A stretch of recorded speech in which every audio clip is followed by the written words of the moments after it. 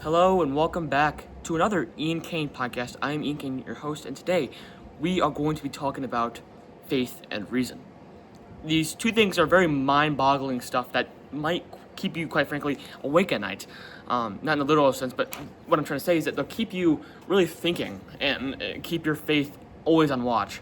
And that's really important, at least I know for me, and I know for a lot of other people.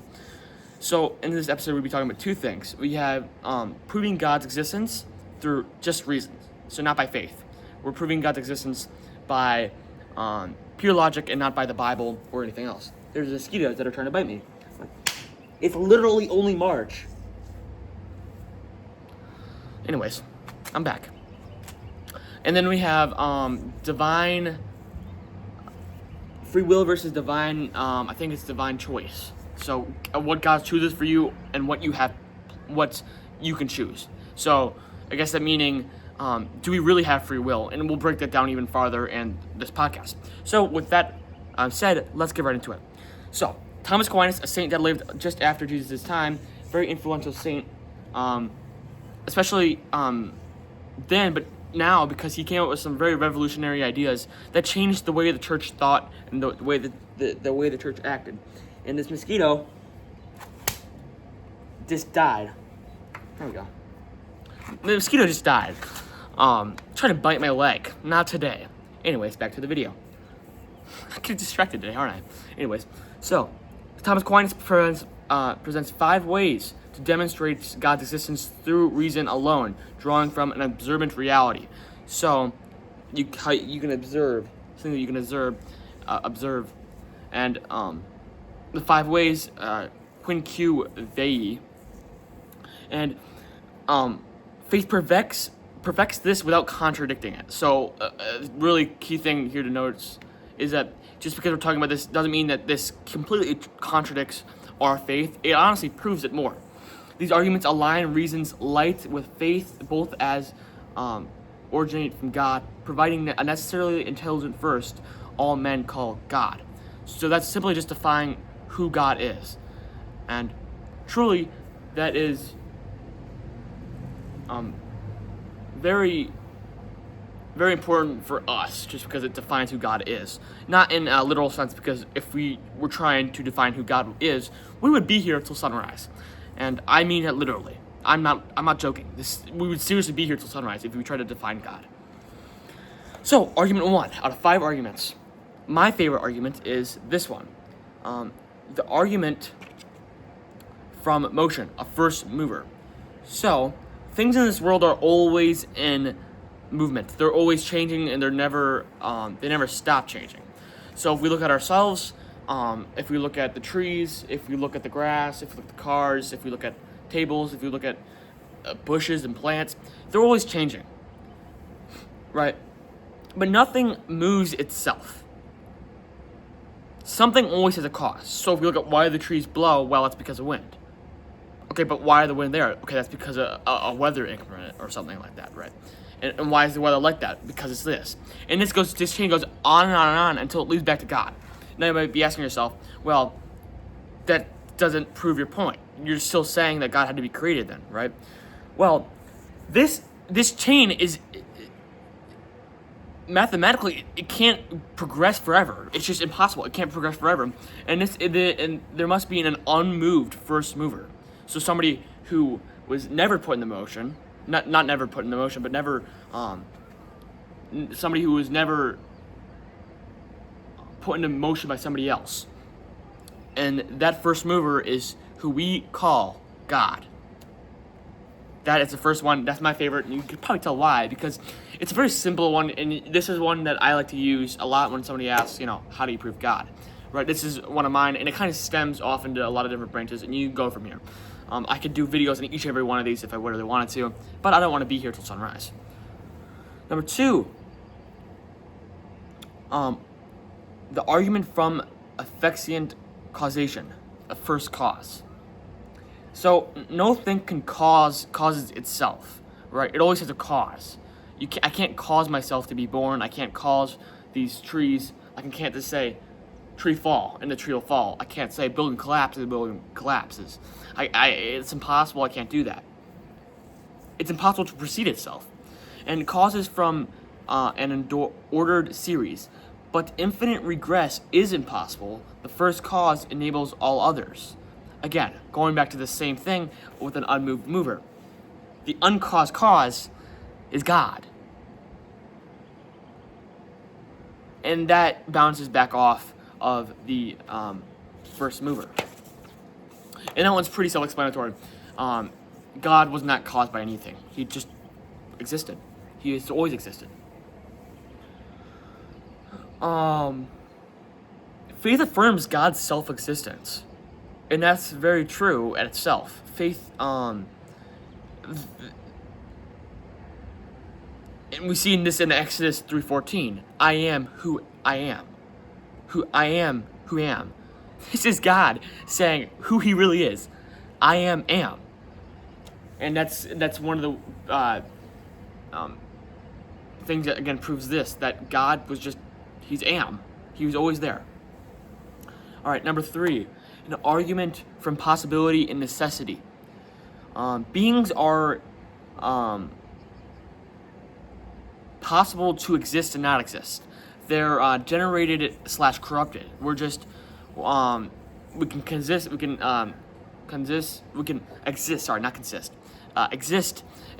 not exist, right? It's just chances, right? If we were all contingent, nothing would exist now, right? If we were not, if we did not exist, nothing that we have now would exist. So this podcast, for example, if I wasn't alive, there would never be an Ian Kane podcast as likely. There would never be an Ian Kane podcast that would be the same thing as this. That's what I'm trying to say. Thus, a necessary being exists, whose necessity is not causes others, God. Again, you can see all these things stem from the unmoved mover, really. Now we go to argument number 4. Argument from decrees and perfection.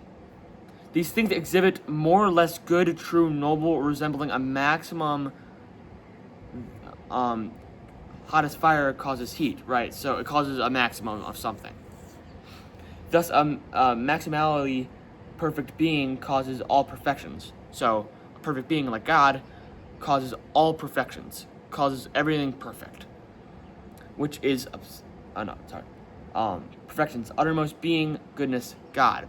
This one is probably my hardest one to kind of explain. I don't necessarily know what to really talk about for this one, and it's the one that I don't necessarily really understand the most. And I want to go deeper into this one because I feel like it's kind of confusing. Argument from decrees and perfection. And this is why I'm just saying at the beginning that this podcast is going to be full of, well, what does this truly mean? You know, right? Is this right? Is this wrong? Back and forth. Number 5, argument from governance, theological design. All right, so no intelligent things. I got bit by the mosquito. Bit me before I could kill it. That's unfortunate. Non-intelligent things act for ends reliability, achieving best results, not by chance, but directed by an intelligent governor. This is God. So unintelligent things. Look at like dogs or something, I guess. They're directed by an intelligent governor. So the things that we have, I guess, that aren't as intelligent, except like humans, natural bodies, right, are governed by something and that is God. Because these animals or unintelligent things don't really have a rational soul. This meaning that there is not necessarily, they don't know the difference between right and wrong. And that's important to look on. That's a whole other video itself. And that's actually something that stems, I was looking into this recently, do dogs go to heaven? And the answer to that is no, because they don't have rational souls. They don't know the difference between right and wrong, and that's what makes us human. The ability to choose what we want, and the ability to know right and wrong. Now, we get into the really deep stuff, and probably some really mind-boggling things. free will versus divine plan. Oh my gosh, my papers are flying away. No! Hold up. We're back. We're fine. We're good. Alright. We're back to the video. Free will versus divine plan, or in the other sense, you know what, I'm putting this over here. I can give it up. Or in the other way of defining it, do we actually have free will? Or is God's plan already set for us? Or can God's plan really change? So we're going to really be breaking that into. So Catholic teaching harmonizes human free will with God's divine plan, providence. So our free will is with God's plan, right? God knew this, he still gives us free will. And free will doesn't necessarily take away the fact that God has a divine plan for us, or vice versa. But God, the divine plan, God's plan that he has for you, I'm not sure we can change. That's a good question, actually. But human free will and God's divine plan go hand in hand. I'm affirming both through reason's observation of reality and faith revelation. Neither negates the other, as God is omniscient, yet respects creaturely freedom. So God respects us humans, and that's, again, a very important thing. If God never loved us, he would have never created free will. So through the Garden of Eden, when Eve ate the apple and they got kicked out of the garden, free will actually gives us the choice to come back to the Garden of Eden, I guess, and to come back into harmony with God. Reason demonstrates secondary causes, free choices, under primary divine causation. Faith reveals God's foreknowledge, drawing all salvation while permitting rejection. Aquinas shows the world exhibits contingency, things act for ends, but not rigidly, implying intelligence directing free agents.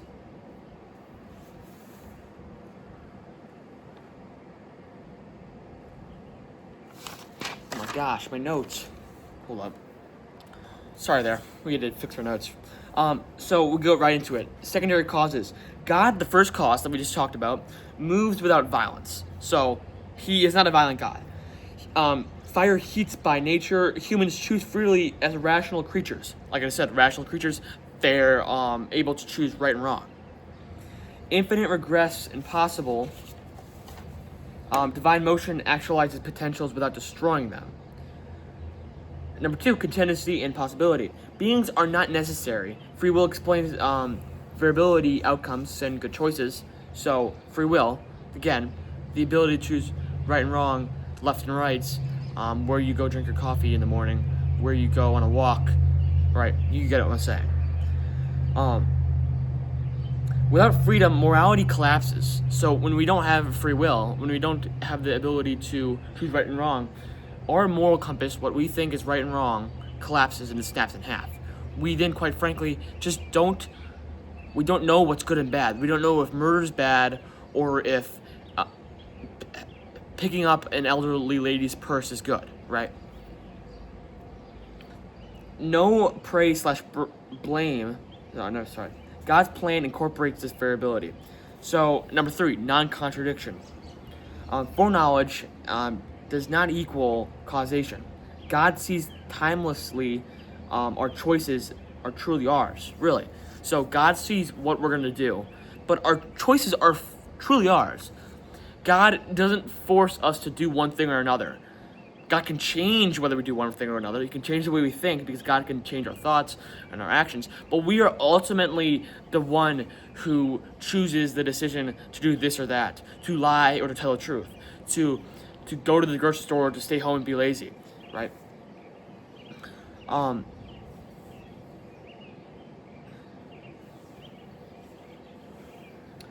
Scripture, here we go, we got some scripture here. Scripture portrays God's sovereignty. The Lord directs the steps, right? Again, this was from Proverbs 16:9. We don't necessarily, the Lord directs the steps, the Lord makes us think what we want to do, but he doesn't actually take the step. We're the one who takes the steps, alongside human responsibility. Choose life, and Deuteronomy 30:19. Christ invites us, come to me, in Matthew 11:28. presupposing freedom, grace perfects nature, not overrides. Predestination. God's wills are all saved. In 1 Timothy 2:4. Electing by foreknowledge of merits, not caprice, grace affectious yet resistible. So, grace, we can either accept grace or deny grace. Again, this goes back to free will. We can, that's really, even if faith is superior to reason, there can never be a true divergence between faith and reason. Faith and reason, again, it's important to realize, especially as we're talking about this, we have to realize that faith and reason go hand in hand. We need faith and reason to think about our relationship with God every day, and this is just important to talk about. So, this is actually a really good one. The mystery of sin. Evil from misused freedom. God permits the greater good. No fatalism prayer changes outcomes via cooperative grace. I'm getting bit like crazy right now. My calf is really itching. So if we look at that right there, the mystery of sin, misused freedom. So this goes back to, I did a video way back about why do good things happen to bad people. So if I'm a faithful servant, right, why does my grandma die? Why does my cat die? I don't know. Why does something bad, if you look at the book of Job, right, why is my luck so bad? Why does nothing ever happen good to me, right? Why do these bad things happen? But it's misused freedom. It's not God, it's misused freedom. How we use our freedom, right? How we can use, and of course there's things that we can't control. We can't control whether we wake up tomorrow morning. We don't get the option to wake up tomorrow morning. It's either yes or no, right? And God ultimately chooses that. But the things we have to really think about is this that thing that I can control or that I can't control? Is this misused freedom or this freedom that I chose to do and it's just all my fault, right?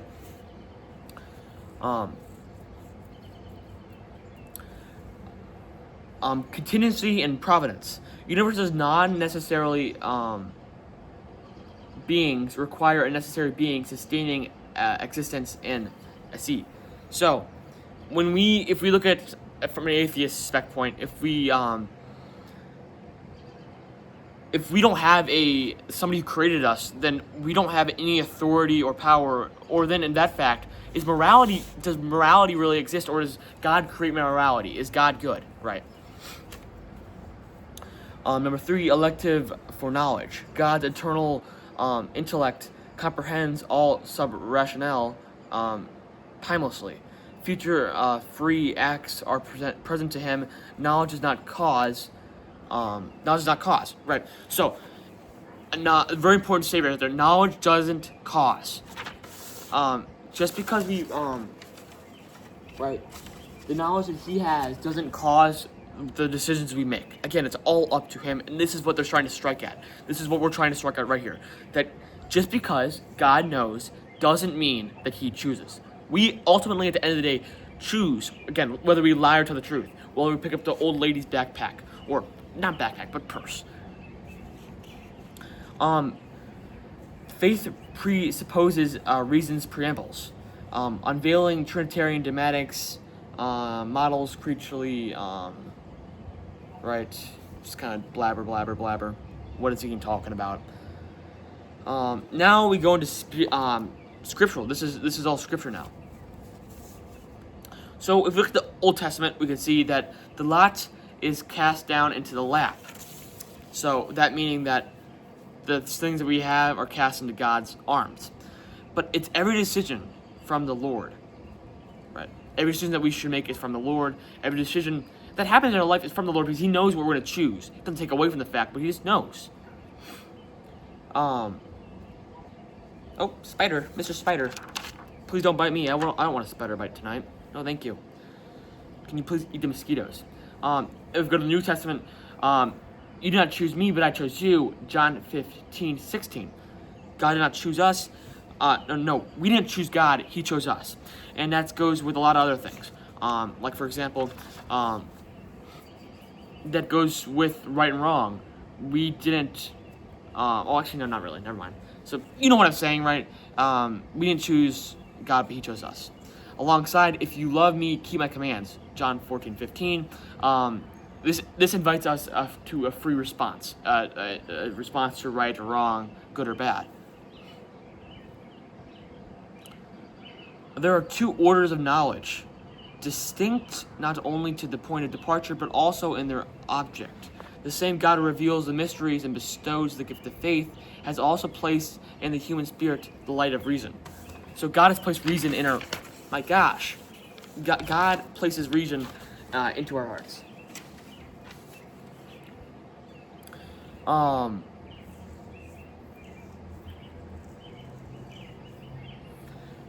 In summary, God's loving invitation, not determinism, proves compatibility.